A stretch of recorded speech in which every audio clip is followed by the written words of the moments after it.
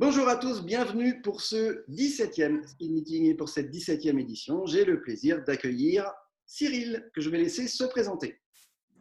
Bonjour Eric, écoute, merci à toi, merci à toi.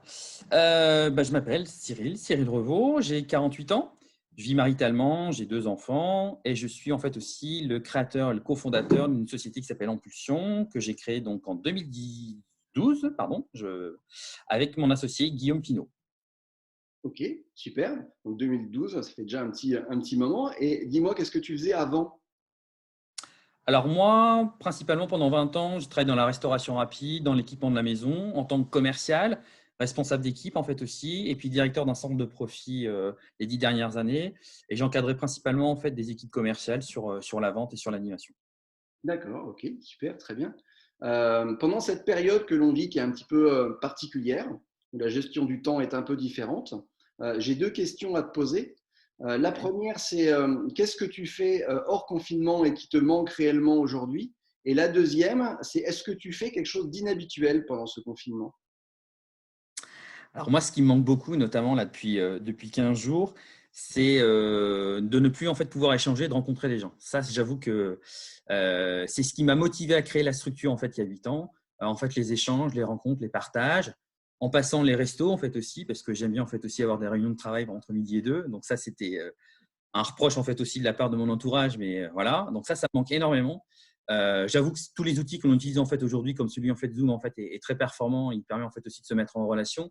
Mais j'avoue qu'en fait rencontrer des gens, échanger, et puis en fait avoir des discussions en fait assez fortes, c'est ce qui me manque le plus. Voilà. Après, qu'est-ce que je fais d'inhabituel? Bah écoute, j'allais te dire malheureusement pas forcément grand chose.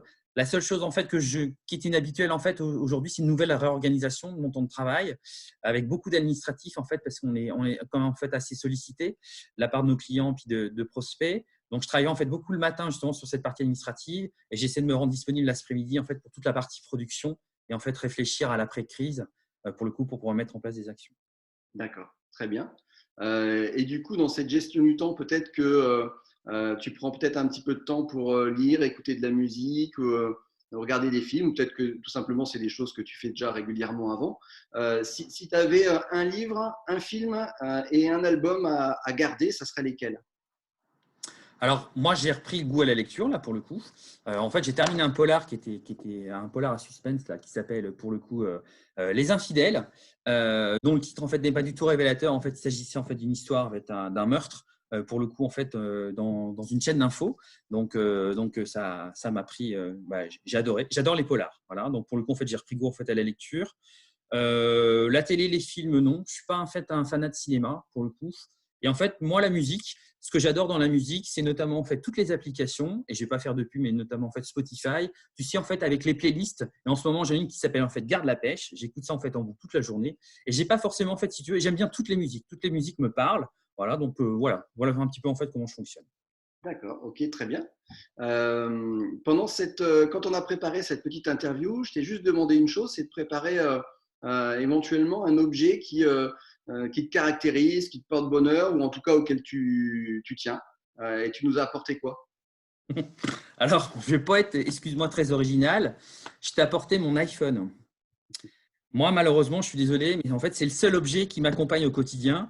Donc, j'avoue en fait avoir une petite addiction. Je suis pas gris-gris, je suis pas attaché en fait aux produits, je suis pas attaché aux choses. Par contre, j'avoue que ce truc-là, en fait, c'est quand même un prolongement de ma main et de mon cerveau qui m'accompagne en fait au quotidien.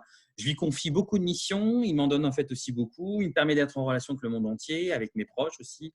Donc voilà, une vie sans mon iPhone, ce serait compliqué. D'accord, ok, très bien. On arrive à la fin de cette interview. Je vais te laisser la parole quelques secondes au cas où tu auras envie Mhm. de nous dire quelque chose ou de nous passer un message. Mhm. Moi, le message que je voulais passer, c'est que j'ai pris conscience, là, en fait, à lire et puis en fait à suivre sur certaines personnes, que la solidarité avait été très forte dans plusieurs communautés. Et j'ai l'impression qu'en fait, cette période de confinement, si tu veux, elle a relié les êtres qui partageaient les mêmes valeurs, qui avaient en fait aussi des points de vue en fait aussi similaires. Et je trouve que dans cette situation de crise assez anxiogène, en fait, c'est plutôt sympa de voir que malgré tout, dans un climat qui est en fait le nôtre aujourd'hui, les Français avaient pris en fait goût à se relier, à s'entraider en fait aussi. J'ai trouvé que, par exemple, les phénomènes intergénérationnels en fait, avaient pris beaucoup d'ampleur. Donc ça, j'ai trouvé ça très sympa. Et j'aimerais beaucoup que pour le coup, même si en fait, certains ont déjà pris beaucoup d'initiatives et puis en fait, on crée des idées et lancer des idées, que ça puisse perdurer dans le temps. Et je pense que ça va perdurer dans le temps. Donc moi, c'est un petit peu, tu vois, ce message-là, en fait, porte-bonheur que je voulais délivrer aujourd'hui et que je pense que la solidarité, en fait, est une force et qu'elle peut, en fait, aussi agir à l'avenir. C'est un beau message de fin. Effectivement, je suis comme toi, je suis optimiste sur ce point-là aussi. Je pense qu'il y a des belles choses qui vont ressortir. Il faut sortir toujours les points positifs des événements que l'on vit, Absolument. surtout quand on Ouais. les subit un peu. Je te remercie beaucoup, Cyril, de t'être prêté Merci, Eric. de cette interview. Vous allez retrouver toutes les coordonnées de Cyril dans le petit générique de fin, si vous voulez le contacter. Et puis, nous, on se dit, je l'espère, à très bientôt, dès qu'on aura le droit de retrouver un De petit peu sortir. de circuler. C'est Et ça. donc, Absolument. dans des restos, qu'on a ce point commun. Oui, absolument. Voilà. N'oublions pas nos restaurateurs, notamment faites aussi tous nos restaurateurs qui cuisinent et qui font des choses bien. Donc Ouais, voilà, retourner en fait à leur table dès la fin de ce confinement. Et à exactement. Tours, on en a beaucoup. C'est ça. Merci beaucoup, Cyril. Merci à toi. À bientôt, Eric. Salut. Bonne continuation.